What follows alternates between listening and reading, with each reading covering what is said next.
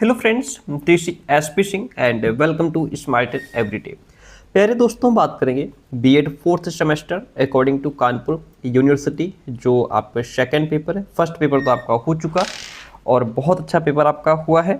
और ये second paper है, भारत में शिक्षा के समकालीन मुद्दे। ठीक है, इस क्लास में हम लोग ये 400 क्वेश्चंस डिस्कस करने वाले हैं और उम्मीद है कि जिस तरीके से फर्स्ट पेपर में पूरा पेपर आपको जो हमने 500 एमसीक्यूज कराए थे मॉर्निंग में 8 बजे जो क्लास हुई थी, उसी में से पूरा पेपर फर्स्ट गया। उम्मीद है कि यहाँ से भी आपको पूरा पेपर मिलने वाला है। जो विद्यार्थी ये 400 क्वेश्चंस ठीक से समझ लेता है वो डेफिनेटली बहुत अच्छे मार्क्स लेकर के आएगा। पहला प्रश्न आपके सामने है, शिक्षा 3 से 6 वर्ष के आयु वर्ग के बच्चों को दी जाती है। कौन सी शिक्षा है? पूर्व प्राथमिक शिक्षा जो है वो 3 से 6 वर्ष के आयु वर्ग के बच्चों को दी जाती है। आंसर इसलिए इसमें लिखा है क्योंकि ये जो पीडीएफ रहती है ये पेड विद्यार्थियों को पहले ही फॉरवर्ड कर दी जाती है, इसलिए आंसर उनको ऐसे लिख करके देना पड़ता है। पूर्व प्राथमिक शिक्षा का मुख्य लक्ष्य कौन सा नहीं है? तो नेतृत्व ग्रहण करने की योग्यता विकसित करना। देखिए, जो छोटे बच्चे हैं वो नेतृत्व नहीं ग्रहण कर सकते, वो लीडरशिप नहीं कर सकते, तो ये पूर्व प्राथमिक शिक्षा का मुख्य उद्देश्य नहीं है। ऑप्शन डी यहाँ पे राइट हो जाएगा। किसके अंतर्गत 14 से 18 वर्ष के बालक और बालिकाएं कक्षा 9 से 12 तक की शिक्षा प्राप्त करते हैं? तो वह हमारी माध्यमिक शिक्षा है। कौन सी शिक्षा है? माध्यमिक शिक्षा है। राष्ट्रीय शिक्षा नीति 2020 के द्वारा प्रस्तुत जो नवीन शिक्षा संरचना है वो हमारी 5334 है। बी ऑप्शन इसमें राइट रहेगा। इसमें भी आपका एनईपी 2020 से क्वेश्चंस आपके सेकंड पेपर में भी पूछे जाएंगे। ठीक है, कुछ टॉपिक्स हैं जो फर्स्ट और सेकंड पेपर के एक ही टॉपिक है, सेम टॉपिक है। राष्ट्रीय शिक्षा नीति 2020 के तहत मुक्त एवं अनिवार्य शिक्षा का जो प्रावधान है वह 3 से 18 आयु वर्ग के बच्चों के लिए किया गया है, इसलिए ऑप्शन सी राइट हो जाएगा। कस्तूरबा गांधी बालिका विद्यालय योजना जो है वह जुलाई 2004 में शुरू की गई थी। आगे बढ़ेंगे, महिला समाख्या योजना की शुरुआत वर्ष 1989 में हुई। महिला समाख्या योजना की शुरुआत कब हुई? वर्ष 1989 में। ठीक है, यहाँ तक बात क्लियर होती है। हम आगे बढ़ते हैं। अगला प्रश्न, विश्वविद्यालय शिक्षा आयोग कब लाया गया? 14 नवंबर सन 1948 को विश्वविद्यालय शिक्षा आयोग लाया गया। क्वेश्चन नंबर 9 कहता है कि निम्नलिखित में से कौन दूरस्थ शिक्षा का प्रकार है? पत्राचार शिक्षा, सतत शिक्षा, प्रौढ़ शिक्षा, ये सभी क्या है? दूरस्थ शिक्षा के प्रकार हैं। ऑप्शन डी राइट हो जाता है। एनसीटीवीटी का पूरा नाम क्या है?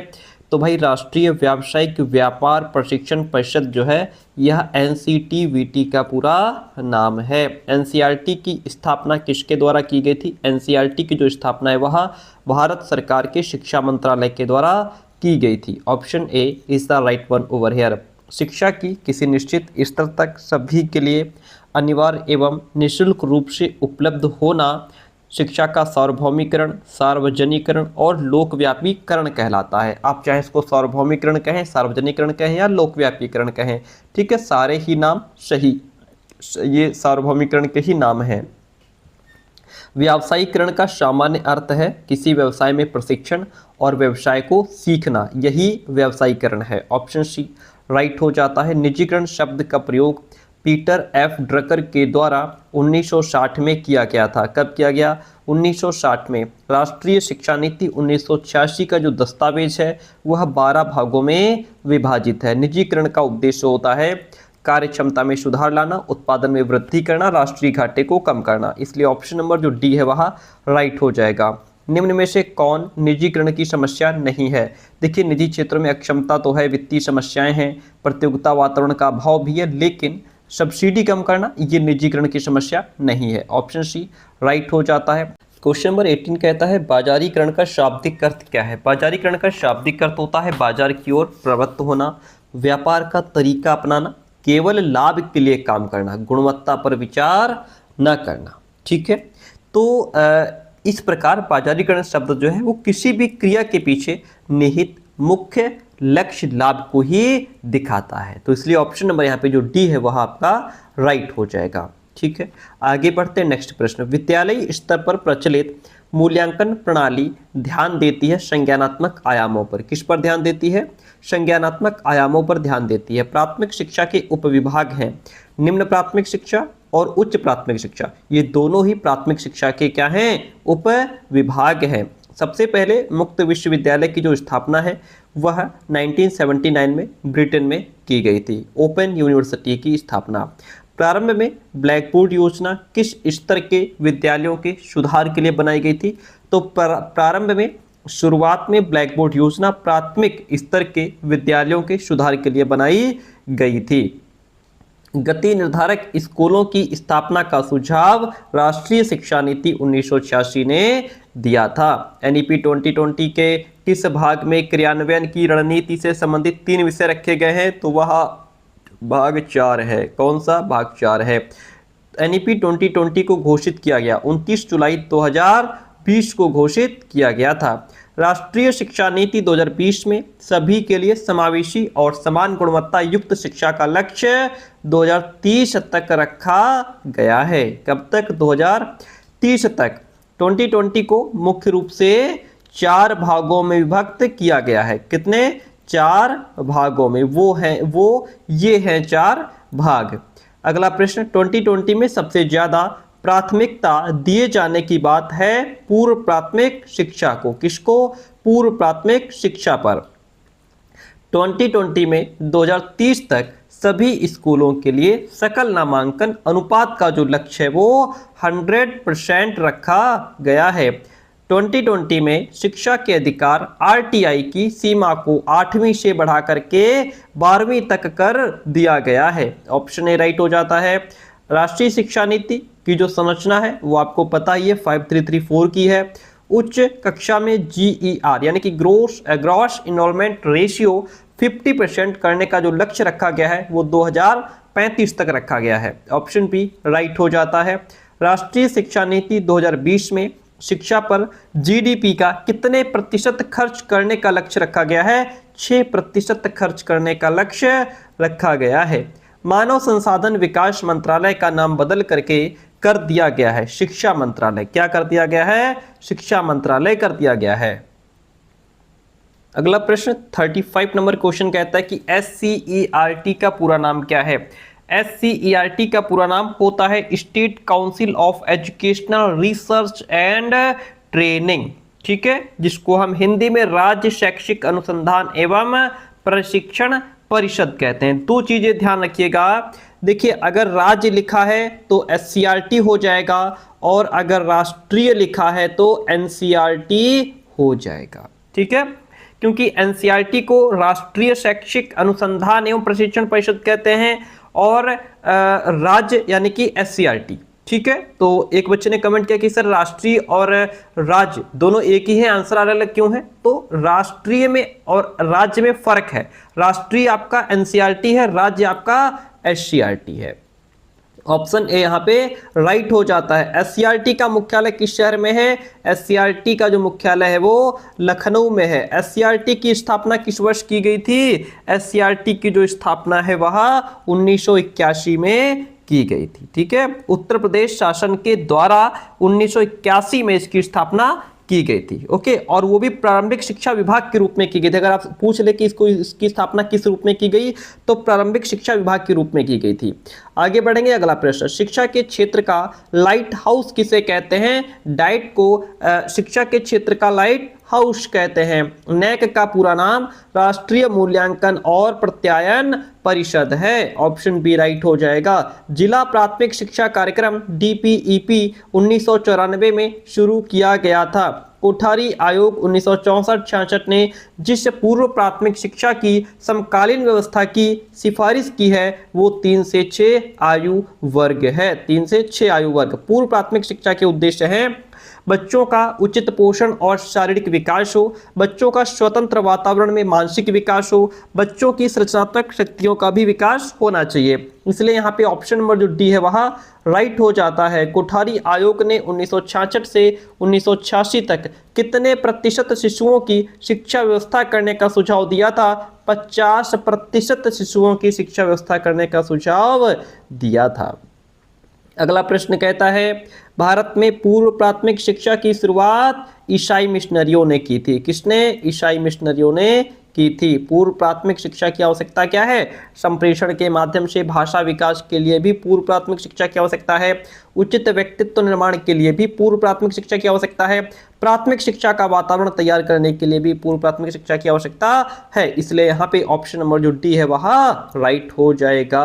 अगला प्रश्न कहता है शिक्षा का उद्देश्य बच्चों में अच्छी आदतों का विकास करना और सामाजिक अभियोजन तथा शिष्टाचार को समझने में मदद करना है।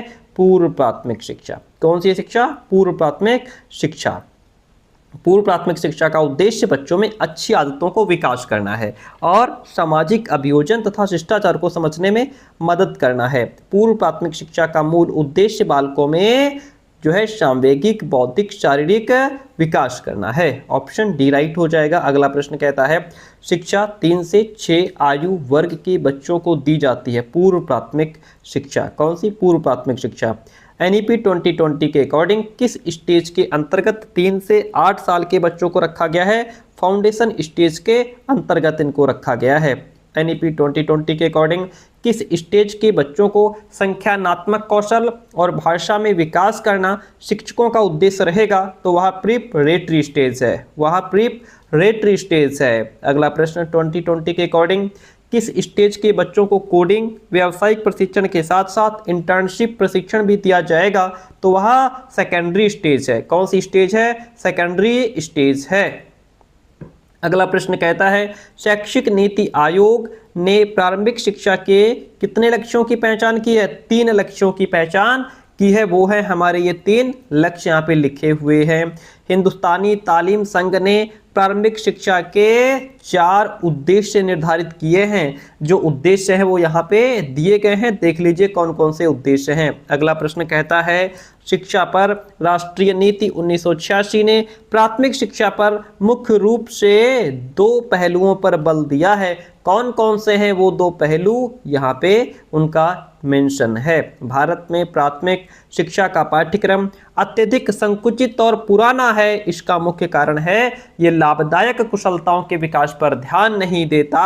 यह उचित प्रकार की रुचियों, अभिवृत्तियों और मान्यताओं पर पर्याप्त ध्यान नहीं देता। ये इसके मुख्य कारण हैं। Option D is the right one over here. Question number 56 कहता है प्राथमिक शिक्षा के पाठ्यक्रम के मुख्य दोष क्या हैं? तो इसके मुख्य दोष अत्यधिक संकुचित होना, पुस्तकीय ज्ञान एवं रटंत विद्या पर बल देना, उच्च शिक्षा के प्रतिकूल होना। ये सभी प्राथमिक शिक्षा के पाठ्यक्रम के क्या हैं? मुख्य दोष हैं। इसलिए ऑप्शन नंबर जो डी है वह राइट हो जाएगा। आगे बढ़ते हैं। भारत में किस शिक्षा के पाठ्यक्रम का आधार व्यवहारिक न होकर केवल साहित्यिक एवं सैद्धांतिक है? तो वह है प्राथमिक शिक्षा का जो पाठ्यक्रम आधार है व्यवहारिक न होकर केवल साहित्यिक एवं सैद्धांतिक है। प्राथमिक शिक्षा के पाठ्यक्रम के ऊपर सम्मेलन किस वर्ष आयोजित हुआ था? 1960 में आयोजित हुआ था। वर्ष 1960 में हुए प्राथमिक शिक्षा के पाठ्यक्रम के सम्मेलन में इसमें सुधार करने के उद्देश्य से जो विचार व्यक्त किए गए थे उनमें सबसे अधिक महत्वपूर्ण विचार ये थे कि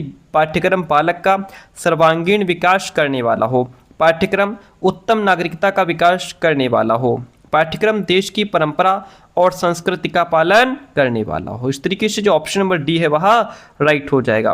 एक अच्छे पाठ्यक्रम के गुण ये हैं कि रचनात्मकता से परिपूर्ण हो, वास्तविकता से संबंधित हो और सकारात्मक प्रभाव डालने वाला हो। ऑप्शन जो डी है वह राइट हो जाएगा। कोठारी कमीशन ने कक्षा 1 से 4 तक के लिए जिस पाठ्यक्रम को अपनाने का सुझाव दिया था उसमें जोर दिया गया था। उसमें एक भाषा यानी कि मात्र हो या फिर क्षेत्रीय हो उसको अपनाने पर बल दिया गया, वातावरण का अध्ययन एवं सृजनात्मक क्रियाओं पर बल दिया गया, कार्यानुभव और समाज सेवा तथा स्वास्थ्य शिक्षा इन सभी पर जोर दिया गया। इसलिए यहाँ पे जो ऑप्शन नंबर डी रहेगा आपका वह राइट हो जाएगा। अगला प्रश्न कहता है कोठारी कमीशन ने उच्च प्राथमिक स्तर के लिए पाठ्यक्रम पर जोर दिया था। तो इन्होंने मात्र या क्षेत्रीय भाषा, हिंदी या अंग्रेजी, गणित, विज्ञान, कला के साथ नैतिक तथा आध्यात्मिक मूल्यों की शिक्षा पर जोर दिया था। इसलिए ऑप्शन नंबर जो डी है वह राइट हो जाएगा। आगे बढ़ेंगे। किस आयोग ने पाठ्यक्रम में नैतिक तथा आध्यात्मिक शिक्षा के लिए 1 से 2 घंटे नियत यानी निर्धारित करने पर किस प्रकार का सुझाव दिया था? तो इस प्रकार का सुझाव दिया था। तो कोठारी कमीशन ने इस प्रकार का सुझाव दिया था। किसने? कोठारी कमीशन ने। प्राचीन काल में शिक्षा का परिचय प्राप्त होता है गुरुकुलों से प्राप्त होता है। प्राचीन काल में विद्या का संस्कार जो है वह ओम नमः सिद्धम से शुरू होता था। ये फर्स्ट पेपर में भी क्वेश्चन थे। उपनयन संस्कार की आयु जो है वो 8 वर्ष, 11 वर्ष, 12 वर्ष, ये तीनों वर्ष की आयु क्यों है आपको पता चल गया होगा फर्स्ट पेपर से ही। यानी कि अलग अलग वर्ण के जो बच्चे होते थे उनको अलग अलग उम्र के हिसाब से उसमें गुरुकुल में प्रवेश मिलता था उच्च शिक्षा के लिए, तब उन्हें उपनयन संस्कार होता था। इसलिए ऑप्शन डी यहाँ पे राइट हो जाएगा। अगला प्रश्न, प्राचीन शिक्षा प्रणाली के पाठ्यक्रम में मुख्यतः जो है कि वेद, वेदांग, व्याकरण, साहित्य, छंद, निरुक्त, कल्प, ज्योतिष, गणित, चिकित्सा ये सभी विषय शामिल थे। Option D is the right one. मुस्लिम काल में शिक्षा का मुख्य उद्देश्य क्या था? धर्म को साधना, यानी कि इस्लाम धर्म का प्रचार प्रसार करना। भारत में शिक्षा पद्धति ने किस काल में नवीन दिशा ग्रहण की? तो वह ब्रिटिश काल था। कौन सा काल था? ब्रिटिश काल था। प्राथमिक शिक्षा के क्षेत्रों में मुख्यतया किन समस्याओं का सामना करना पड़ता है? तो इनमें प्रशासनिक समस्या, वित्त या आर्थिक समस्या, पाठ्यक्रम की समस्या, इन सभी समस्याओं का क्या करना पड़ता है? सामना करना पड़ता है। प्राथमिक शिक्षा के स्तर पर समेकित दृष्टिकोण के मुख्य आधार हैं। राष्ट्रीय लक्ष्यों की प्राप्ति है, शैक्षिक सुधार, ज्ञान को इकाई मानना एवं अभिनव कार्यक्रम। इसलिए ऑप्शन नंबर जो डी है वह राइट हो जाएगा। राष्ट्रीय शिक्षा नीति 2020 द्वारा प्रस्तुत नवीन शिक्षा संरचना 5334 का है। ये क्वेश्चन बहुत रिपीटेड है। छात्रों के मूल्यांकन के लिए मानक निर्धारक निकाय के रूप में स्थापित की जाने वाली जो संस्था है वह परख होगी। कौन सी संस्था होगी? परख होगी। राष्ट्रीय शिक्षा नीति 2020 के तहत मुक्त एवं अनिवार्य शिक्षा का जो प्रावधान है वो 3 से 18 आयु वर्ग के बच्चों के लिए किया गया है। प्रश्न कहता है एकल खिड़की प्रणाली जो है वह सामाजिक रूप से वंचित समूह तथा आर्थिक रूप से वंचित समूह इन दोनों से संबंधित है। ऑप्शन सी राइट हो जाएगा। विद्यालय अनुदान आयोग जो है वह 28 दिसंबर 1953 को अस्तित्व में आया था। 77 नंबर क्वेश्चन है, यूजीसी द्वारा प्रकाशित सूची में शामिल केंद्रीय विश्वविद्यालयों की संख्या कितनी है? 56 बताई गई है। उच्च शिक्षा में 2035 तक प्राप्ति हेतु सकल नामांकन अनुपात लक्ष्य निर्धारित किया गया है, तो वह 50% निर्धारित किया गया है। यूजीसी अधिनियम 1956 की धारा 3 के तहत विशेषाधिकार प्राप्त संस्था डीम्ड विश्वविद्यालय है। कौन सा? डीम्ड विश्वविद्यालय है। शिक्षा को समवर्ती सूची में शामिल किया गया 42वें संविधान संशोधन में। किस राज्य में देश के सर्वाधिक राज्य विश्वविद्यालय स्थित हैं? तो वह उत्तर प्रदेश है। कौन सा राज्य है? यूपी है। संसद अधिनियम के अंतर्गत स्थापित की जाने वाली संस्था केंद्रीय विश्वविद्यालय। कौन सा? केंद्रीय विश्वविद्यालय। संबद्ध कॉलेज प्रणाली की समाप्ति होगी 15 वर्षों के अंतराल में। 15 वर्षों के अंतराल में। माध्यमिक शिक्षा में 14 से 18 वर्ष के बालक और बालिकाएं शिक्षा प्राप्त करते हैं। माध्यमिक शिक्षा के अंतर्गत कौन सी कक्षाओं का अध्ययन होता है? तो इसमें माध्यमिक शिक्षा के अंतर्गत कक्षा 9 से 12 तक की जो कक्षाएं होती हैं उनका अध्ययन होता है। माध्यमिक शिक्षा का वह समय है जो सामान्यतः 14 से 18 वर्ष वर्ग के बालकों के लिए होता है। यह कथन कार्टर वी गुड का है। किसका? कार्टर वी गुड का है। प्राथमिक शिक्षा का कार्य प्रत्यक्ष रूप से शिक्षा सचिव द्वारा नियंत्रित होता है। प्राथमिक शिक्षा का कार्य प्रत्यक्ष रूप से शिक्षा सचिव द्वारा नियंत्रित होता है। राष्ट्रीय शैक्षिक अनुसंधान एवं प्रशिक्षण परिषद, ये बात हो रही है एनसीईआरटी की। इसका पुनर्गठन कब हुआ? 1969 में।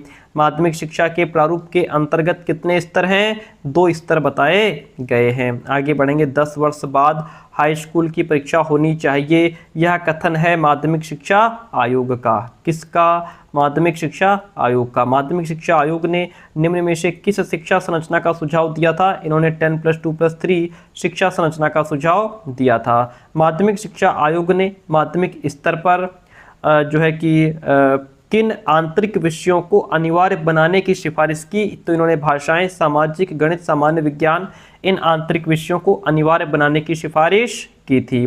बहुउद्देशीय विद्यालय तथा विभिन्नीकरण पाठ्यक्रम की सिफारिश मुदालियर आयोग ने की थी। किस आयोग ने की थी? मुदालियर आयोग ने की थी। हमारी शिक्षा व्यवस्था में हमारी माध्यमिक शिक्षा सबसे निर्बल कड़ी है और उसमें शीघ्र सुधार की आवश्यकता है। यह कथन मुदालियर आयोग का है। किसका है? मुदालियर आयोग का है। माध्यमिक शिक्षा के सुधार के लिए ताराचंद समिति का जो गठन है वो 1948 में हुआ था।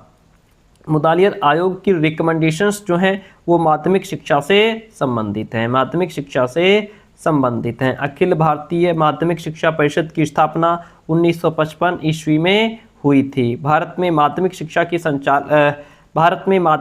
का जो संचालन है वह केंद्रीय सरकार के द्वारा, राज्य सरकार के द्वारा, स्थानीय संस्थाओं, निजी संस्थाओं के द्वारा किया जाता है। ऑप्शन डी राइट हो जाएगा। माध्यमिक शिक्षा में कौन से स्तर हैं?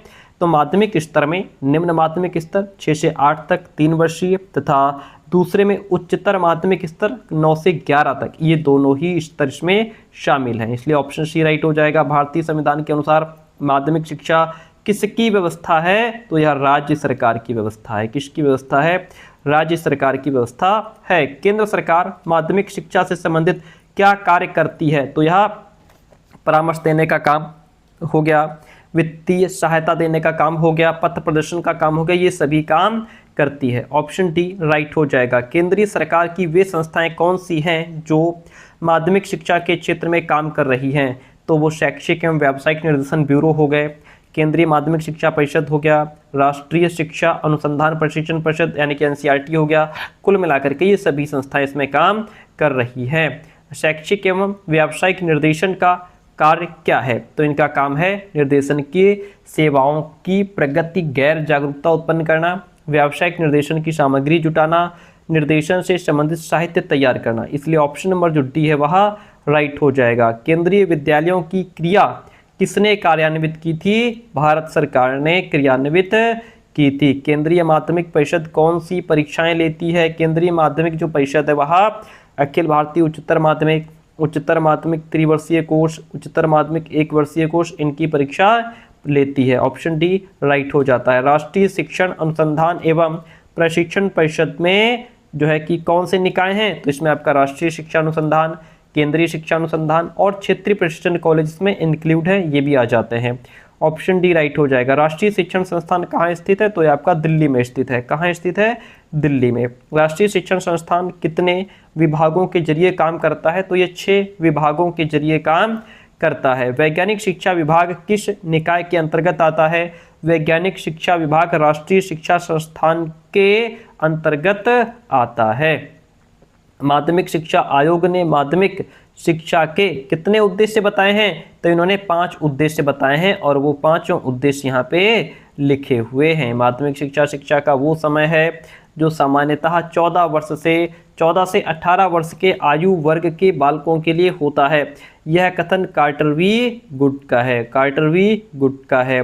कौन सा कथन सही नहीं है? तो भैया शिक्षा का अधिकार अधिनियम सन 2014 में बनाया गया, ये बात बिल्कुल भी सही नहीं है। बुनियादी शिक्षा प्रणाली की राष्ट्रीय योजना प्रस्तुत की गई थी मौलाना आज़ाद के द्वारा। किसने की थी? मौलाना आज़ाद ने की थी। प्राथमिक शिक्षा को प्राप्त करने के अधिकार हैं, तो ये जो अधिकार है वह मौलिक अधिकार है। प्राथमिक शिक्षा को प्राप्त करने का अधिकार मौलिक अधिकार है। प्राथमिक शिक्षा को अनिवार्य एवं निःशुल्क बनाने का प्रावधान संविधान के 45वें अनुच्छेद में किया गया। किस अनुच्छेद में किया गया?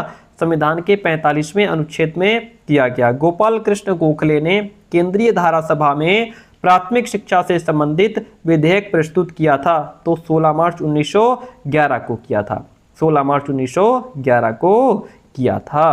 क्वेश्चन नंबर 117 कहता है, भारत में प्राथमिक शिक्षा स्तर पर होने वाले अपव्यय एवं अवरोधन की ओर सबसे पहले किसने? हर्टाग समिति ने ध्यान दिया था।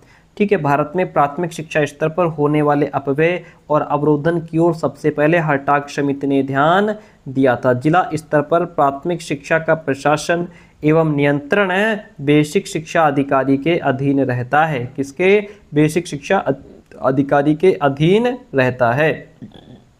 5334 की शिक्षा संरचना का सुझाव 2020 ने दिया था।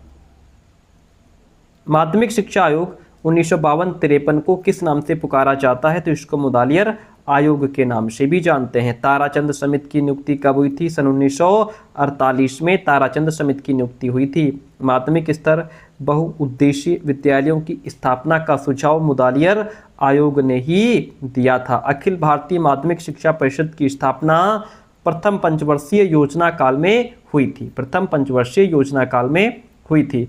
भारत में शिक्षक शिक्षा को किसके द्वारा विनियमित किया जाता है? भारत में शिक्षक शिक्षा को एनसीटीई के द्वारा विनियमित किया जाता है। एनसीटीई राष्ट्रीय अध्यापक शिक्षा परिषद को किस सन में वैधानिक दर्जा प्रदान किया गया? तो इसको 1993 में वैधानिक दर्जा प्रदान किया गया था। राष्ट्रीय शिक्षा आयोग को जाना जाता है कोठारी आयोग के नाम से। अगला प्रश्न है एनईपी 2020 शिक्षक शिक्षा के लिए सुझाव है। तो इसमें एक तो शिक्षक प्रशिक्षण कार्यक्रमों की अवधि और प्रकृति को लेकर भी सुझाव दिया गया है। शिक्षक शिक्षा को केवल बहुविषयक संस्थानों में ही संचालित किया जाना चाहिए। शिक्षक प्रशिक्षण कार्यक्रमों में प्रवेश राष्ट्रीय परीक्षण एजेंसी एनटीए के द्वारा आयोजित योग्यता परीक्षणों के माध्यम से किया जाए, इसलिए ऑप्शन नंबर जो डी है वो यहाँ पे राइट हो जाएगा। भारत में टीचर एजुकेशन से जुड़े ज्वलंत मुद्दे कौन कौन से हैं? एक तो सक्षम शिक्षकों के चयन की समस्या है, शिक्षक प्रशिक्षण के लिए प्रदान की गई छोटी समयावचित की कमियां हैं, छात्र शिक्षकों की अक्षमता भी है, इसलिए ऑप्शन नंबर जो डी है वह राइट हो जाएगा। अगला प्रश्न कहता है सक्षम शिक्षकों के चयन की समस्या के सुझाव क्या हैं? उम्मीदवारों का साक्षात्कार होना चाहिए, सामान्य ज्ञान का परीक्षण लागू किया जाना चाहिए, योग्यता रुचि और खैया इन्वेंद्री प्रशासित की जानी चाहिए, इसलिए यहाँ पे ऑप्शन जो डी है वह राइट हो जाएगा। अगला प्रश्न है टीचर एजुकेशन कार्यक्रम में सुधार हेतु जो सुझाव हैं उनमें शिक्षकों के लिए व्यावसायिक विकास के लिए उपयुक्त कार्यक्रम चलाए जाने चाहिए। शिक्षक शिक्षा कार्यक्रम को व्यावहारिक और रचनात्मक दृष्टिकोण से नियोजित करना चाहिए, इसलिए ऑप्शन जो सी है वो यहाँ पे राइट हो जाएगा। आगे बढ़ेंगे। अगला प्रश्न कहता है भारत में टीचर एजुकेशन के डेवलपमेंट को कितने विशिष्ट कालखंडों में विभाजित किया जा सकता है? इसको 2 विशिष्ट कालखंडों में विभाजित किया जा सकता है। माध्यमिक स्तर पर अध्यापक शिक्षा का उद्देश्य कौन सा है? तो इसमें शिक्षण कौशल रुचि एवं दृष्टिकोण का दिवस और ये उद्देश्य है, तथा कार्य अनुभव और व्यवहारिक ज्ञान देना, विशिष्ट विषयों के शिक्षण कौशल का विकास होना चाहिए। ठीक है, तो इसलिए यहाँ पे ऑप्शन नंबर जो डी है वह राइट हो जाएगा। शिक्षक शिक्षा में अलगाव का अर्थ होता है विश्वविद्यालय जीवन से अलगाव हो जाना, विद्यालय जीवन से अलगाव हो जाना, प्रशिक्षण संस्थाओं का एक दूसरे से अलगाव हो जाना। तो यहाँ पे सारे ही ऑप्शंस आपके राइट हो जाते हैं। क्षेत्रीय प्रशिक्षण संस्थान कहाँ पर नहीं है? तो ये आपका मुंबई में क्षेत्रीय प्रशिक्षण संस्थान नहीं है। माध्यमिक अध्यापक प्रशिक्षण संस्थाओं को कौन मान्यता प्रदान करता है? तो वह राष्ट्रीय अध्यापक शिक्षा परिषद है जो इन संस्थाओं को मान्यता प्रदान करता है। अध्यापक शिक्षा का कौन सा उद्देश्य नहीं है? अध्यापक शिक्षा का उद्देश्य छात्राध्यापकों को देश की राजनीतिक समस्याओं का ज्ञान प्रदान करना नहीं है। ऑप्शन सी आपका राइट हो जाता है। गृह विज्ञान की विशिष्ट अध्यापक प्रशिक्षण संस्था कौन सी नहीं है? तो इसमें कला क्षेत्र अड़यार चेन्नई जो है वो इसमें इंक्लूड नहीं है। सेवाकालीन अध्यापक शिक्षा की आवश्यकता है, तो यह अध्यापकों के व्यावसायिक विकास के लिए भी है, अध्यापकों की कार्यकुशलता में वृद्धि करने के लिए भी है, अध्यापकों को शिक्षा से संबंधित अपडेट जानकारी देने के लिए भी है। Option D is the right one in this question. Kothari आयोग ने टीचर एजुकेशन के अलगाव का कौन सा रूप बताया है? तो उन्होंने विद्यालय जीवन से अलगाव, विश्वविद्यालय जीवन से अलगाव, प्रशिक्षण संस्थाओं का परस्पर अलगाव, इन सब चीज़ों से इनको जोड़ा है। ठीक है, तो कोठारी आयोग ने टीचर एजुकेशन के अलगाव का इतने सारे रूप बताए हैं। भारत में अध्यापक शिक्षा कितने प्रकार की है? तो अध्यापक शिक्षा जो है वह 2 प्रकार की है, सेवारत और सेवाकालीन। एनटीटी का पूरा नाम क्या है? एनटीटी का पूरा नाम नर्सरी टीचर्स ट्रेनिंग है। क्या है? नर्सरी टीचर्स ट्रेनिंग है।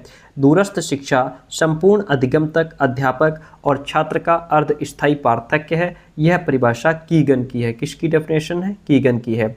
निम्नलिखित में कौन दूरस्थ शिक्षा का प्रकार है? तो वह जैसे पत्राचार शिक्षा, सतत शिक्षा, प्रौढ़ शिक्षा, ये सभी जो है वो दूरस्थ शिक्षा के प्रकार के अंतर्गत आ जाते हैं। फ्रांस के शिक्षा मंत्री मोशिये फौरे की अध्यक्षता में अंतर्राष्ट्रीय शिक्षा आयोग का गठन कब किया गया? 1977 में किया गया था। Option A is the right one. आधुनिक युग में सर्वप्रथम डाक द्वारा पाठ भेजने का काम पिटमैन ने किया। किसने किया? पिटमैन ने किया। सतत शिक्षा का शाब्दिक अर्थ होता है सदैव चलने वाली शिक्षा, जीवन भर चलने वाली शिक्षा, जीवन पर्यंत शिक्षा। Option D is the right one in this question. अंतर्राष्ट्रीय शिक्षा आयोग किसकी अध्यक्षता में गठित किया गया?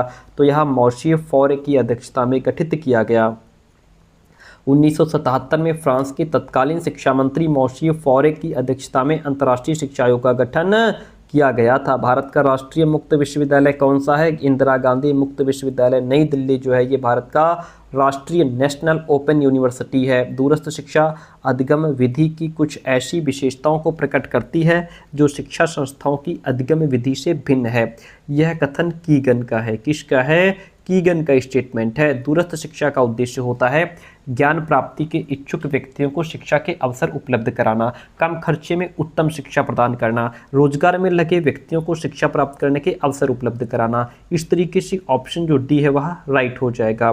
कोठारी आयोग द्वारा अध्यापक मंडल के विकास के लिए जो सुझाव दिए गए थे, पीएचडी, एमए, एमएड, अध्यापकों के वेतन में वृद्धि हो, छात्रों को छात्रवृत्ति मिले, राजकीय संस्थाओं में टीचर और निरीक्षकों को आपस में बदला जाए। इसलिए ये सारे ऑप्शंस यहाँ पे राइट हो जाते हैं। किस आयोग ने ये टिप्पणी की थी कि जो स्नातक अध्यापक प्रशिक्षणशाला में प्रवेश पाते हैं उनका विषय ज्ञान बहुत बातों में हीन होता है, ऐसा कोठारी आयोग ने कहा था। प्राथमिक विद्यालयों में अध्यापकों की प्रशिक्षा के संबंध में कोठारी आयोग ने जो सुझाव दिया था वो ये था कि एमए और बीएड अध्यापकों की अनिवार्यता हो, अध्यापकों के अनुस्थापन और आगमन पाठ्यक्रमों का आयोजन हो, कम से कम 10 वर्ष की सामान्य शिक्षा प्राप्त व्यक्तियों की ही अध्यापक के रूप में नियुक्ति हो। तो यहाँ पे सारे ही ऑप्शंस राइट हो जाते हैं। अध्यापकों की दशा सुधारने के संबंध में आयोग ने सुझाव दिया था। किसने सुझाव दिया था? मुदालियर आयोग ने सुझाव दिया था। अध्यापकों की दशा सुधारने के लिए मुदालियर आयोग ने क्या सुझाव दिया था? इन्होंने कहा था कि अध्यापकों के चुनाव और नियुक्ति की संपूर्ण देश में एक समान व्यवस्था होनी चाहिए और जो प्राइवेट टीचिंग जो इंस्टीट्यूशंस हैं उनमें काम कर रहे अध्यापकों के चुनाव के लिए एक लिमिटेशन हो और परिवीक्षा काल कम से कम 1 वर्ष का हो। तो ये सारे ही सुझाव दिए थे इन्होंने। ऑप्शन डी राइट हो जाता है। अध्यापकों की दशा सुधारने के लिए किस आयोग ने त्रिलाभ योजना को लागू करने का सुझाव दिया था? तो वो मुदालियर आयोग ही है जिसने त्रिलाभ योजना को लागू करने का सुझाव दिया था। अध्यापकों की कठिनाइयों के निवारण के लिए किस आयोग ने पंचमंडल की स्थापना की सिफारिश की? मुदालियर आयोग ने पंचमंडल की स्थापना की सिफारिश की। अध्यापकों के बच्चों के लिए निःशुल्क शिक्षा की सिफारिश की गई थी, मुदालियर आयोग के द्वारा ही की गई थी। किस आयोग ने सिफारिश किया था कि सघन कॉलेजों की स्थापना ऐसी जगह की जानी चाहिए जहां सभी स्तरों पर अध्यापकों को तैयार किया जा सके, ऐसा कोठारी आयोग ने कहा था। किस आयोग में कम से कम आधे अध्यापकों के लिए आवासीय सुविधा उपलब्ध करवाने की सिफारिश थी? तो वह कोठारी आयोग ही था। मुदालियर आयोग में शिक्षा की दशा सुधारने के लिए किन सुझावों को कार्यान्वित करने का सुझाव दिया था? तो इसमें प्राथमिक विद्यालयों में योग्य और प्रशिक्षित व्यक्तियों को प्रधानाध्यापक और निरीक्षक के पदों पर नियुक्त करना, ट्रेंड ग्रेजुएट को पोस्ट ग्रेजुएट ग्रेड देना, अग्रिम वेतनमान की व्यवस्था करना, ये सारे ही यहाँ पे सुझाव दिए गए हैं। ऑप्शन डी राइट हो गया। किस आयोग ने सेवा निवृत्ति की आयु स्कूलों में 60 वर्ष तथा कॉलेजों में 65 वर्ष करने की सिफारिश को क्रियान्वित करने को कहा था? तो वह मुदालियर आयोग है। शिक्षा को विश्वविद्यालय के बौद्धिक जीवन के मुख्य प्रवाह में लाना चाहिए, ये कथन भी कोठारी आयोग का ही है। कोठारी आयोग ने टीचर एजुकेशन की अलगाव का मुख्य कारण माना है प्रशिक्षण संस्थाओं का संपर्कहीन होना। कोठारी आयोग ने टीचर तथा एजुकेशन के अलगाव को दूर करने के लिए सुझाव दिए हैं। इन्होंने कहा है कि सभी क्षेत्रों में शिक्षा के आधारभूत सिद्धांतों का सामंजस्य होना चाहिए, प्रत्येक विश्वविद्यालय में शिक्षा संस्थान को खोला जाना चाहिए, शिक्षा संबंधी विभिन्न शोध कार्यों को बढ़ावा भी दिया जाना चाहिए। इसलिए ऑप्शन डी राइट हो जाएगा। किस आयोग ने सर्वांग पूर्ण महाविद्यालयों की स्थापना पर बल दिया था? कोठारी आयोग ने बल दिया था। दूरवर्ती शिक्षा की सर्वप्रथम शुरुआत किस देश में हुई थी? इंग्लैंड में हुई थी। किस देश में? इंग्लैंड में हुई। पत्राचार परामर्श का संबंध किससे है? पत्राचार परामर्श का संबंध आपका दूरस्थ शिक्षा से है प्यारे दोस्तों, दूरस्थ शिक्षा से। भारत में दूरस्थ शिक्षा के लिए प्रथम मुक्त विश्वविद्यालय की स्थापना 1982 में हुई। 1982 में हुई। व्यक्तिगत संपर्क कार्यक्रम का जो संबंध है वह दूरस्थ शिक्षा से है। किससे है?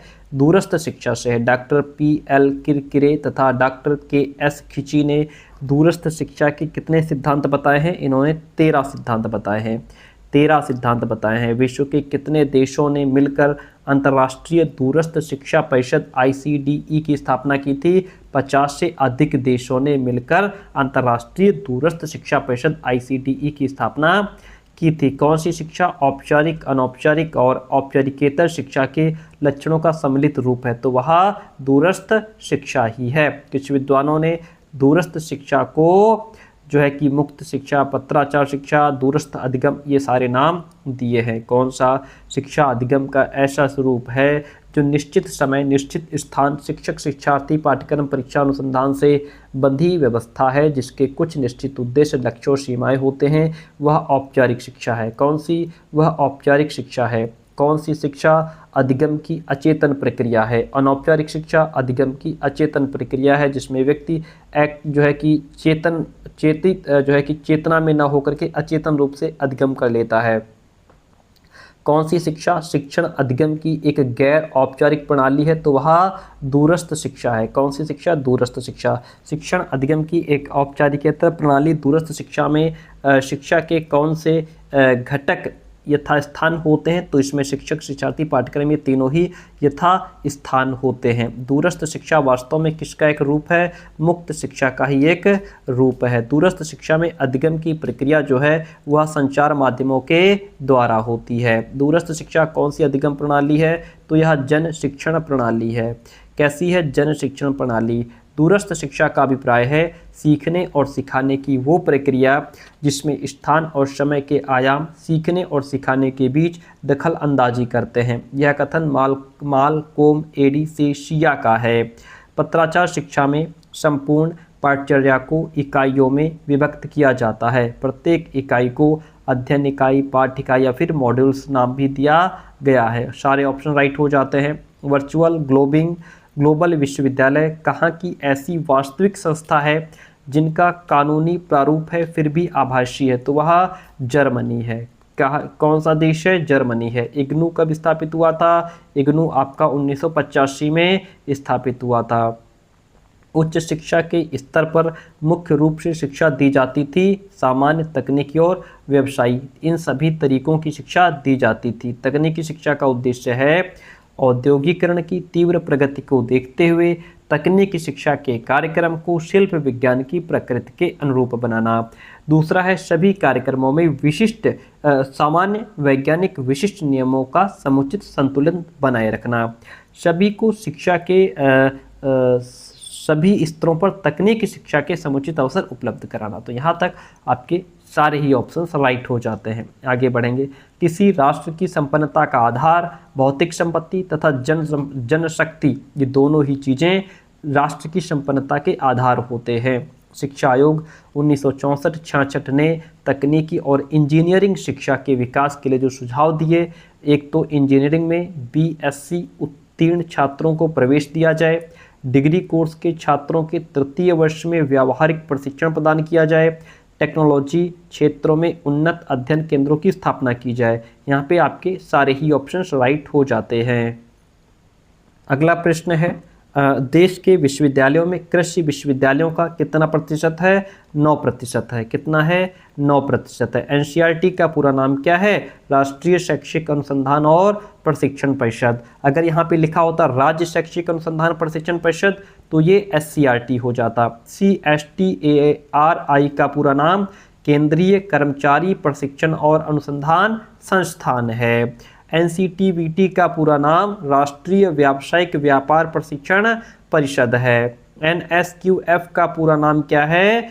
राष्ट्रीय कौशल योग्यता फ्रेमवर्क। ऑप्शन सी राइट हो जाता है। भारत में NSQF को कब अधिसूचित किया गया था? 27 दिसंबर 2013 को अधिसूचित किया गया था। तकनीकी शिक्षा को 3 स्तरों पर विभाजित किया जा सकता है। भारत में प्राचीन एवं मध्यकाल में तकनीकी शिक्षा का व्यावसायिक विकास जो हुआ तो इसके बारे में क्या कहता है कि जानकारी नहीं है। ब्रिटिश काल में तकनीक शिक्षा की उपेक्षा की गई, तो इसमें हाँ, ब्रिटिश काल में तकनीकी शिक्षा की व्यवस्था जो है कि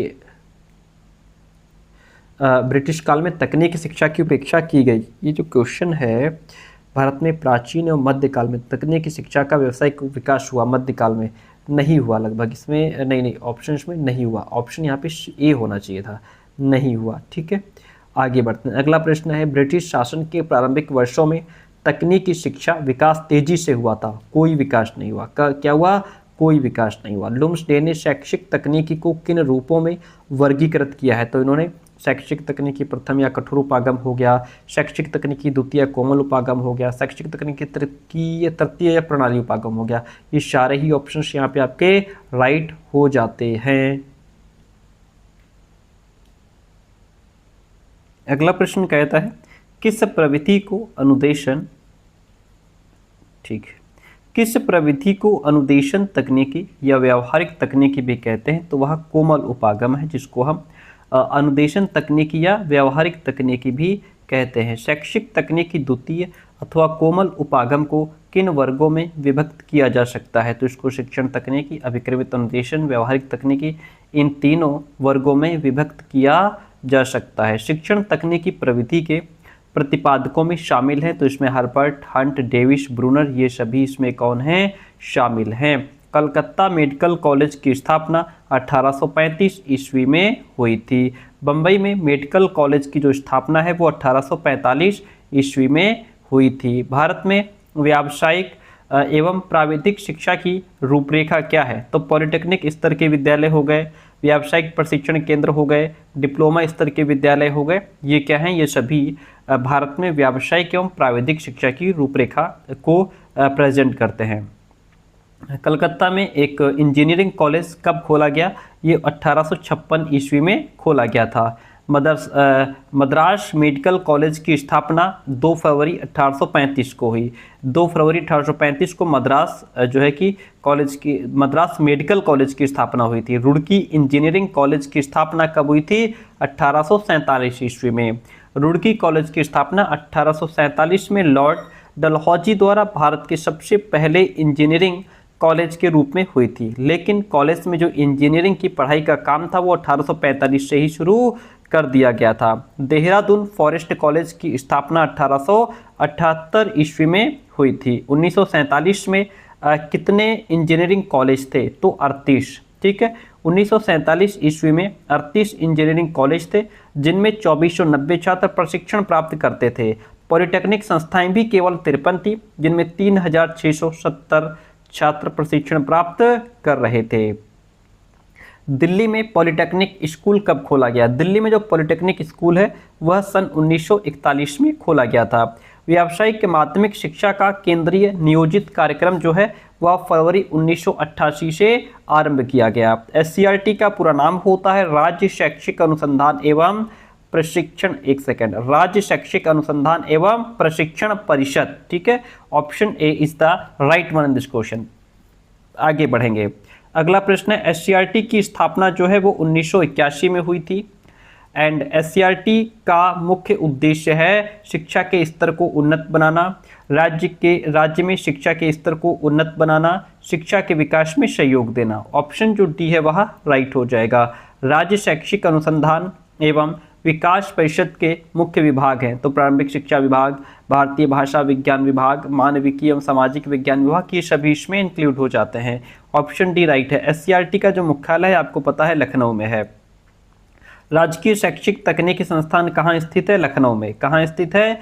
लखनऊ में है। SCRT का उद्देश्य है शिक्षा में क्रियात्मक तथा शैक्षिक अनुसंधान में सामंजस्य स्थापित करना, सेवा पूर्व एवं सेवाकालीन प्रशिक्षण कार्यक्रमों की व्यवस्था करना, शिक्षण संस्थाओं को नवीन शिक्षण तकनीकी विधियों तथा शिक्षा नवाचार से अवगत कराना। इस तरीके से जो ऑप्शन डी रहेगा वह राइट हो जाएगा। SCRT के निम्न में से मुख्य विभाग क्या हो जाएंगे? तो इसमें श्रव्य दृश्य विभाग हो गया, विदेशी भाषा विभाग हो गया, पाठ्यक्रम तथा मूल्यांकन विभाग, ये सभी इंक्लूड हो जाएगा। ऑप्शन डी राइट हो जाता है। SCRT के कार्य क्या हैं? विद्यालयी शिक्षा के लिए अनुदेशन सामग्री तैयार करना, पत्राचार पाठ्यक्रम तैयार करना, प्रौढ़ शिक्षा कार्यक्रमों का आकलन करना, ये एससीईआरटी के कार्य हैं। ऑप्शन डी राइट हो जाता है। राष्ट्रीय शैक्षिक अनुसंधान एवं प्रशिक्षण परिषद यानी कि एनसीईआरटी की जो स्थापना है वो 1 सितंबर 1961 को हुई थी। एनसीईआरटी की स्थापना किसके द्वारा हुई थी? भारत सरकार के शिक्षा मंत्रालय के द्वारा। एनसीईआरटी के कितने संगठक हैं? एनसीईआरटी में 10 संगठक हैं। कितने? 10। एनसीईआरटी का जो मुख्यालय है वो नई दिल्ली। कहाँ है? नई दिल्ली। एनसीईआरटी किस प्रकार का संगठन है? एनसीईआरटी एक स्वायत्त शासी संगठन है। किस संस्थान की स्थापना स्कूली शिक्षा तथा शिक्षक प्रशिक्षण में गुणात्मक सुधार के लिए की गई थी? तो वह एनसीईआरटी है। क्या है? एनसीईआरटी। एनसीईआरटी में किसको सदस्यता प्राप्त है? तो इसमें दिल्ली विश्वविद्यालय के कुलपति हों या विश्वविद्यालय अनुदान आयोग के अध्यक्ष हों, भारत सरकार का शिक्षा परामर्शदाता, इन सभी को सदस्यता यहाँ पे प्राप्त है।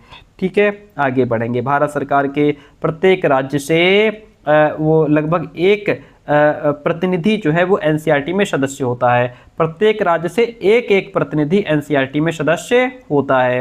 एनसीईआरटी में भारत सरकार कितने सदस्यों को मनोनीत करता है? तो ये 12 सदस्यों को मनोनीत करता है। एनसीईआरटी निम्न में से कौन सा कार्यक्रम संचालित करता है? तो एनसीईआरटी जो है वो अनुसंधान, विकास, प्रशिक्षण, ये सभी कार्यक्रमों को संचालन करता है। ऑप्शन डी राइट हो गया। निम्न में से किस संस्थान का सदस्य दिल्ली विश्वविद्यालय का कुलपति होता है? तो वह एनसीईआरटी संस्थान का सदस्य दिल्ली विश्वविद्यालय का कुलपति होता है। एनसीईआरटी निम्न में से कौन सी पत्रिका का प्रकाशन करती है? जो एनसीईआरटी है वह Indian education review, primary teacher, school science, इन सभी पत्रिका का प्रकाशन करती है। ऑप्शन डी राइट हो जाता है। बाकी इनके अलावा और भी पत्रिकाएं हैं जैसे भारतीय आधुनिक शिक्षा, प्राइमरी शिक्षक, जर्नल ऑफ इंडियन एजुकेशन, ये भी पत्रिकाएं हैं जिनका प्रकाशन करती है। राष्ट्रीय शिक्षक शिक्षा परिषद एनसीटीई एक वैधानिक निकाय के रूप में कब अस्तित्व में आया? 17 अगस्त 1995 को ये अस्तित्व में आया था। राष्ट्रीय शैक्षिक अनुसंधान एवं प्रशिक्षण परिषद एनसीईआरटी की स्थापना 1961 में हुई थी। राष्ट्रीय शैक्षिक अनुसंधान एवं प्रशिक्षण परिषद की स्थापना जो है वह भारत सरकार के शिक्षा मंत्रालय द्वारा हुई थी। और एनसीईआरटी जो है इसमें 10 संगठक हैं। कितने हैं? 10 संगठक हैं। राष्ट्रीय अध्यापक शिक्षा परिषद का जो मुख्यालय है वो दिल्ली में है। कहाँ है? दिल्ली में। नैक का गठन कब हुआ था? नैक का गठन 1994 में हुआ था। नैक संस्थानों को कितनी सीढ़ी पर ग्रेड देता है? तो ये 8 सीढ़ी पर ग्रेड देता है। नैक का मुख्य एजेंडा क्या है?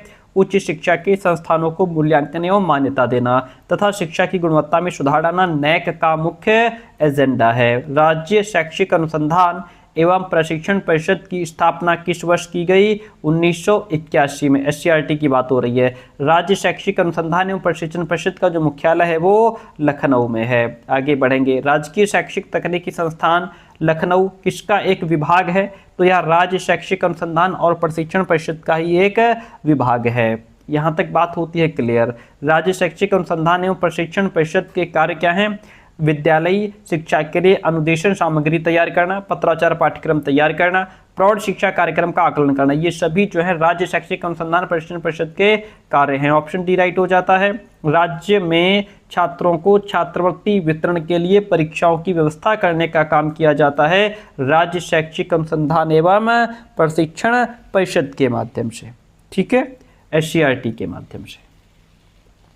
अगला प्रश्न है, भारत सरकार ने किस वर्ष शिक्षा में चुनौती नीति संबंधी परिप्रेक्ष्य दस्तावेज प्रकाशित किया था? अगस्त 1985 में। देश के प्रत्येक जिले में यानी कि डाइट की संख्या कितनी होती है? डाइट की संख्या 1 होती है। डाइट की संख्या 1 होती है। सार्वभौमिकरण का नाम, सार्वभौमिकरण का अर्थ है किसी निश्चित स्तर तक की शिक्षा अनिवार्य एवं निःशुल्क करना। भारतीय संविधान का वह अनुच्छेद जो 6 से 14 वर्ष की आयु तक सार्वभौमिक निःशुल्क शिक्षा प्रदान करता है, अनुच्छेद 45 है। कौन सा अनुच्छेद है? 45 है। शिक्षा में सार्वभौमिकरण का उद्देश्य है बौद्धिक एवं मानसिक विकास, नैतिक एवं चारित्रिक विकास, व्यक्तित्व का सर्वांगीण विकास करना। इसलिए ऑप्शन डी राइट हो जाता है। प्रश्न कहता है अनुच्छेद 21 का किस संविधान संशोधन अधिनियम द्वारा सम्मिलित किया गया था? तो वह है 86वां संविधान संशोधन अधिनियम। राष्ट्रीय शिक्षा नीति 1986 में 1992 में जो है संशोधन किया गया था।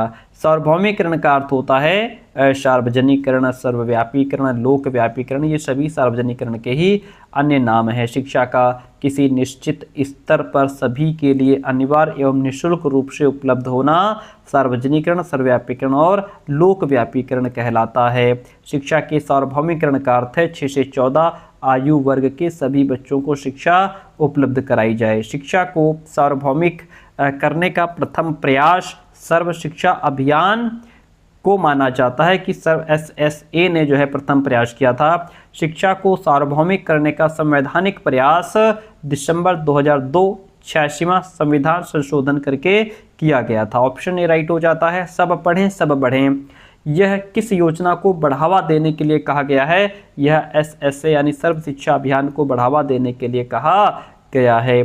सर्व शिक्षा अभियान तथा मध्याह्न भोजन योजना जैसे कार्यक्रम जो हैं ये अधिक से अधिक बच्चों को साक्षरता की ओर आकृष्ट करने के लिए शुरू किए गए हैं। कस्तूरबा गांधी शिक्षा योजना का उद्देश्य है सभी जिलों में लड़कियों के लिए विद्यालय की स्थापना की जाए। शिक्षा के सार्वभौमिकरण का मुख्य उद्देश्य है बालक का नैतिक और चारित्रिक विकास किया जाए, सर्वांगीण विकास हो, सामाजिक संयोजन विकसित करना, इसलिए यहाँ पे ऑप्शन जो डी है वह राइट हो जाएगा। सार्वभौमिक शिक्षा के कितने पक्ष हैं? सार्वभौमिक जैसे प्रवेश, धारणा, प्रगति, ये सभी क्या हैं? सार्वभौमिक शिक्षा के पक्ष हैं। ऑप्शन डी राइट हो जाता है। व्यावसायीकरण का समान अर्थ जो है किसी व्यवसाय में प्रशिक्षण, किसी व्यवसाय को सीखना ही व्यवसायीकरण कहलाता है। व्यावसायिक निर्देशन की आवश्यकता होती है व्यक्तिगत भिन्नता की दृष्टि से, व्यवसाय की भिन्नता की दृष्टि से, पारिवारिक एवं व्यावसायिक जीवन में सामंजस्य स्थापित करने के लिए भी व्यावसायिक निर्देशन की आवश्यकता पड़ती है। व्यावसायिक तथा तकनीकी शिक्षा का उद्देश्य है माध्यमिक शिक्षा का व्यावसायीकरण किया जाए, ग्रामीण क्षेत्रों में भी पॉलिटेक्निक तथा कृषि से संबंधित शिक्षा दी जाए, जूनियर टेक्निकल स्कूल को हाई स्कूल में बदल दिया जाए, इसलिए ऑप्शन जो डी है वह राइट हो जाएगा।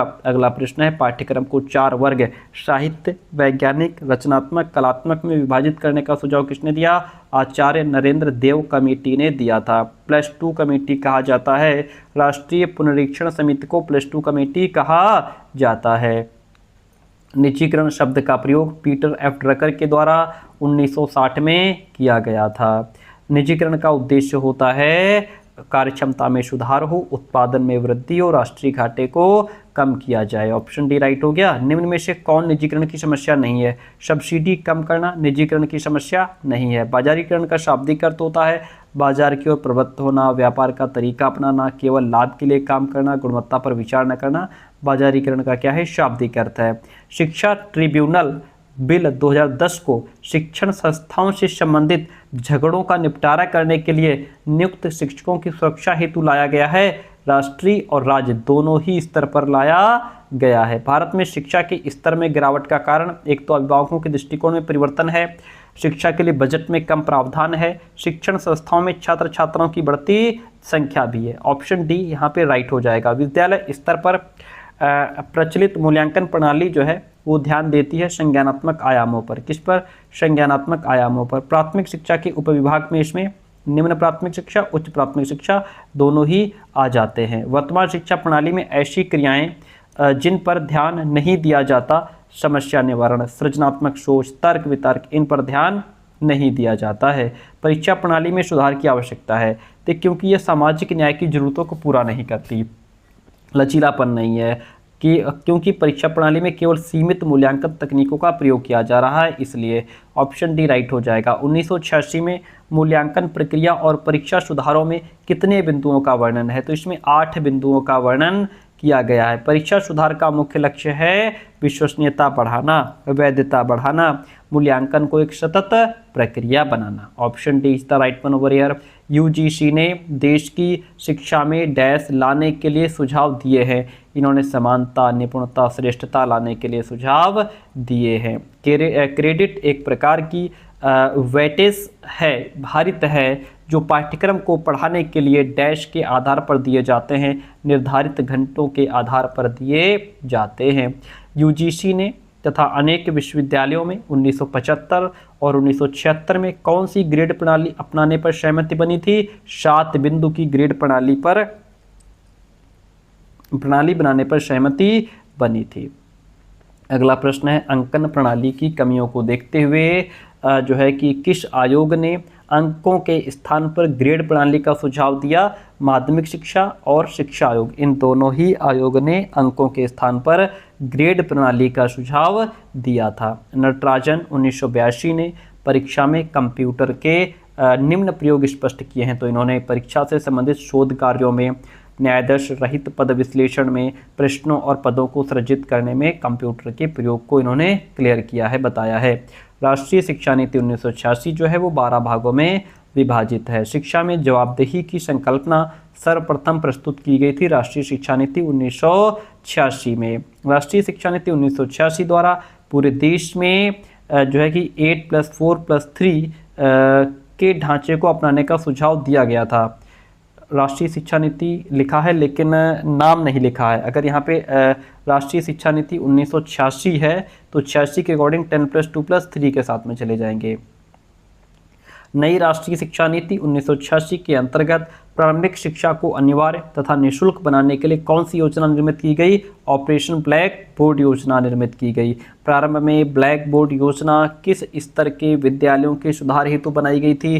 प्राथमिक स्तर के विद्यालयों के लिए बनाई गई थी। गति निर्धारक स्कूलों की जो है कि स्थापना का सुझाव राष्ट्रीय शिक्षा नीति 1986 ने दिया था। राष्ट्रीय शिक्षा नीति 2020 को 29 जुलाई 2020 को घोषित किया गया। राष्ट्रीय शिक्षा नीति 2020 में सभी के लिए समावेशी और समान गुणवत्ता युक्त शिक्षा का जो लक्ष्य है वो 2030 तक रखा गया है।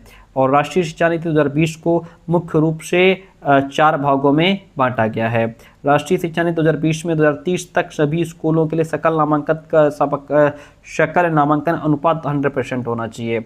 और इसमें जो है कि राष्ट्रीय शिक्षा नीति 2020 में शिक्षा पर जीडीपी का कितने प्रतिशत खर्च करने का लक्ष्य रखा गया है? 6% खर्च करने का लक्ष्य रखा गया है। मानव संसाधन विकास मंत्रालय का नाम बदल करके शिक्षा मंत्रालय कर दिया गया है। डेलर्स आयोग की नियुक्ति किस सन में हुई? डेलर्स आयोग की नियुक्ति जो है वो 1993 में हुई थी। डॉक्टर कर्ण सिंह किस आयोग के अध्यक्ष थे? डॉक्टर कर्ण सिंह डेलर्स आयोग के अध्यक्ष थे। डेलर्स आयोग की रिपोर्ट किस नाम से प्रकाशित हुई? सीखना या फिर आंतरिक खजाना के नाम से प्रकाशित हुई। डेलर्स आयोग के अनुसार 21वीं शताब्दी की शिक्षा में कितने आधार होंगे? 4 आधार होंगे। कितने? 4। डेलर्स आयोग के सीखने के किस स्तंभ में व्यावहारिक कौशलों पर जोर दिया गया है? तो करना सीखना के स्तंभ में व्यावहारिक कौशलों पर जोर दिया गया है। औपचारिक शिक्षा के साथ साथ कार्यानुभव पर और समाज सेवा कार्यों की व्यवस्था किस आयोग में की गई है? डेलर्स आयोग में की गई है। यूनेस्को की 1972 की रिपोर्ट में किस विषय पर चिंता व्यक्त की गई थी? तकनीकी परिवर्तन के जो विषय है इस पर चिंता व्यक्त की गई थी। व्यक्तियों में एक दूसरे को समझने की शक्ति का विकास करना डेलर्स आयोग के किस स्तंभ की पहली आवश्यकता है? एक साथ रहना सीखना, ये जो स्तंभ है इसकी पहली आवश्यकता है।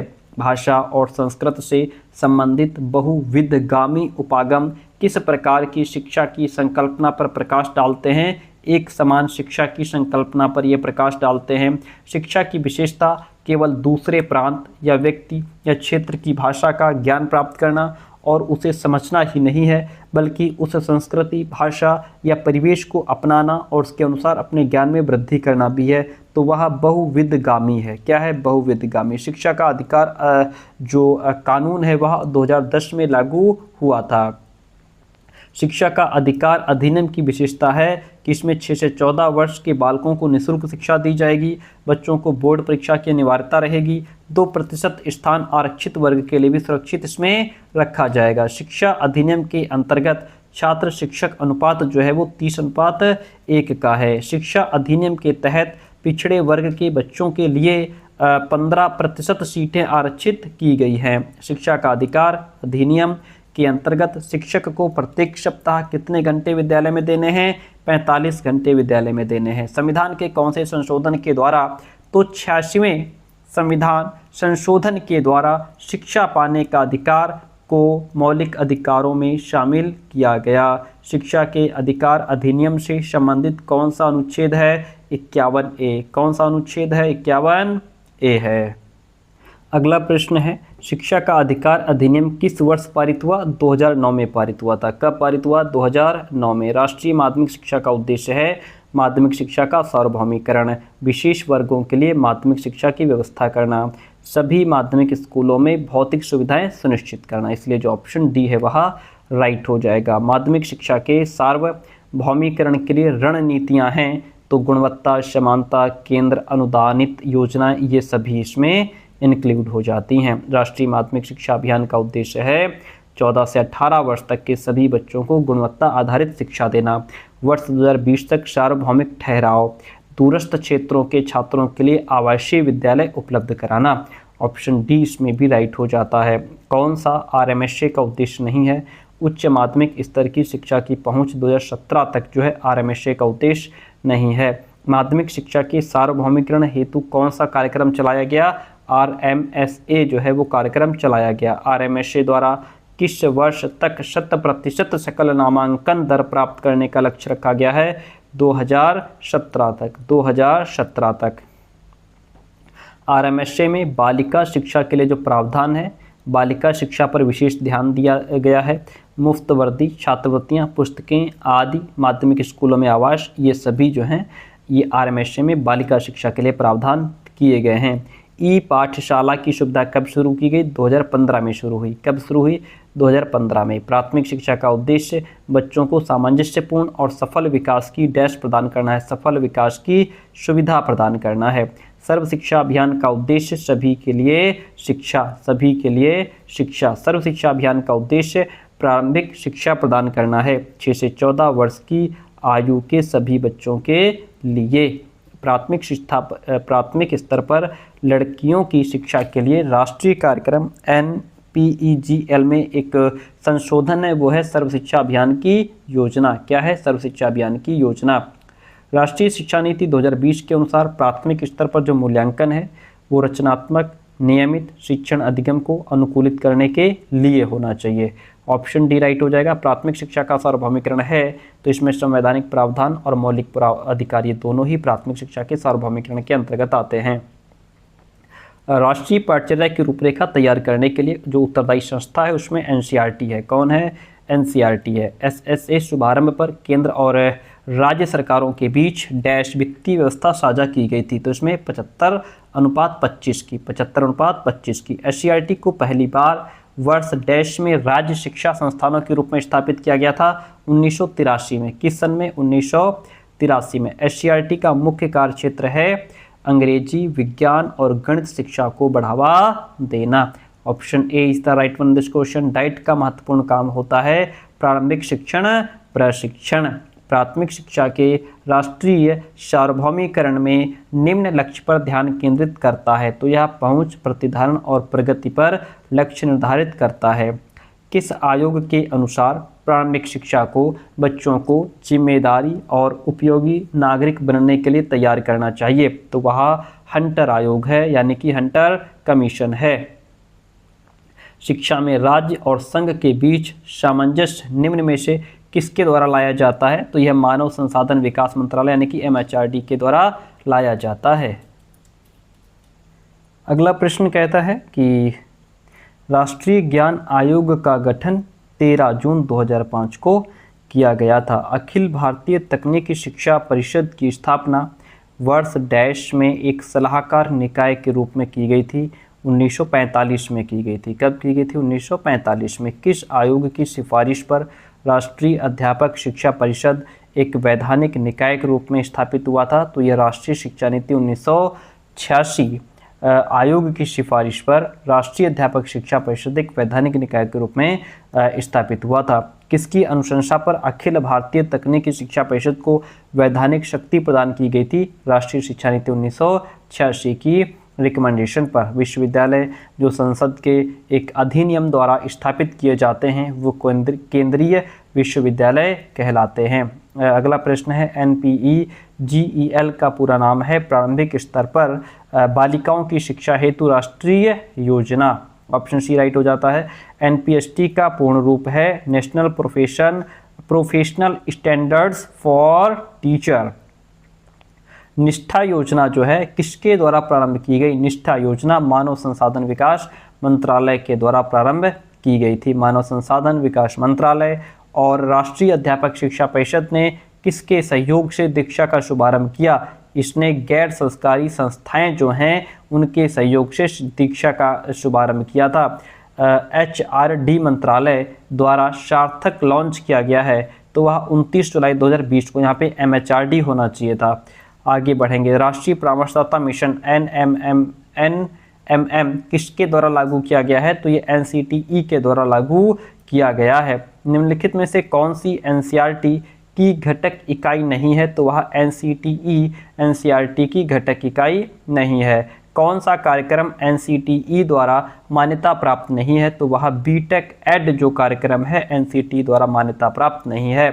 कौन सी शैक्षिक नियोजकों और प्रशासकों को प्रशिक्षण देने वाली एक स्वायत्त संस्था है? तो वह NCTE है। SCERT कब अस्तित्व में आया? SCERT 5 जनवरी 1979 को अस्तित्व में आया था। NAAC प्रत्यायन, मूल्यांकन, गुणवत्ता सुधारने की दिशा में काम करती है। शिक्षा की, कब, किसकी? शिक्षा की दिशा में। SSA यानी कि सर्व शिक्षा अभियान की प्रगति की निगरानी के लिए 2017 में शगुन पोर्टल लॉन्च किया गया था। कौन सा पोर्टल लॉन्च किया गया? शगुन पोर्टल लॉन्च किया गया था। प्रारंभिक बचपन की देखभाल और शिक्षा ECCE को स्कूली शिक्षा का अनुवर्ती माना जाता है। क्या माना जाता है? अनुवर्ती माना जाता है। मानव संसाधन विकास मंत्रालय का नया नाम है शिक्षा मंत्रालय। क्या है? शिक्षा मंत्रालय। NIOS का पूर्ण रूप है national institute of open schooling. NEP 1986 के अंतर्गत सरकार ने दूर दराज इलाकों में नवोदय विद्यालय और प्राथमिक विद्यालय खोले। कहाँ? दूर दराज।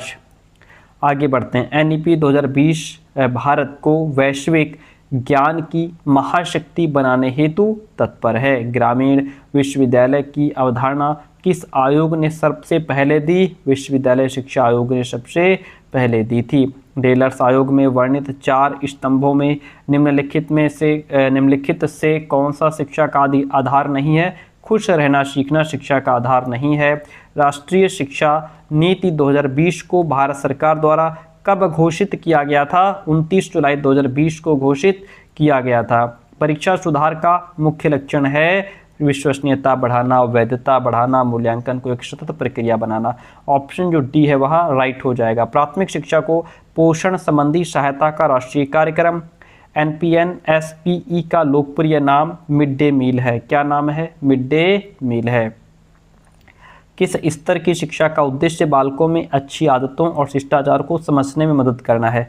तो वह है पूर्व प्राथमिक। क्या है? पूर्व प्राथमिक। DPEP कार्यक्रम की शुरुआत 1994 में हुई थी। मध्यकाल में शिक्षा को 2 स्तरों में विभाजित किया गया। तो मध्यकाल में शिक्षा के 2 स्तर थे, प्राथमिक और उच्च। कौन कौन से? प्राथमिक और उच्च। MPhil कोर्स बंद कर दिया जाना चाहिए। NEP 2020 ऐसा कहता है। बनारस हिंदू विश्वविद्यालय किस प्रकार का विश्वविद्यालय है? तो यह केंद्रीय विश्वविद्यालय है। कैसा? केंद्रीय विश्वविद्यालय है। भारत सरकार ने शिक्षा कार्यक्रम के प्रसारण हेतु निष्ठा और दीक्षा, ये 2 पोर्टल हैं जिनको लॉन्च किया। भारत में शिक्षक का नियामक जो निकाय है वह NCTE है। लाइट बट टाइट यह नियामक संरचना बनाई गई है। तो यह NEP 2020 के द्वारा बनाई गई है। राष्ट्रीय शिक्षा नीति 2020 में कहा गया है कि प्रत्येक शिक्षक डैश का CDP प्रत्येक वर्ष करना अनिवार्य है। तो यह 50 घंटे का CDP करना अनिवार्य है। डिस्टेंस एजुकेशन काउंसिल की स्थापना 1991 में हुई थी। DEB का पूर्ण रूप होता है डिस्टेंस एजुकेशन ब्यूरो। दूरस्थ शिक्षा की चुनौतियों का सामना करने के लिए किया जा सकता है, नियोजक किया जा सकता है। अगला है स्किल इंडिया मिशन का लक्ष्य 300 मिलियन युवाओं तक पहुंचना था 2022 तक। कब तक? 2022 तक। माध्यमिक एवं उच्च शिक्षा में SUPW को डैश के लिए एक अलग विषय के रूप में प्रस्तावित किया गया। सामाजिक विकास के लिए एक अलग विषय के रूप में प्रस्तावित किया गया था।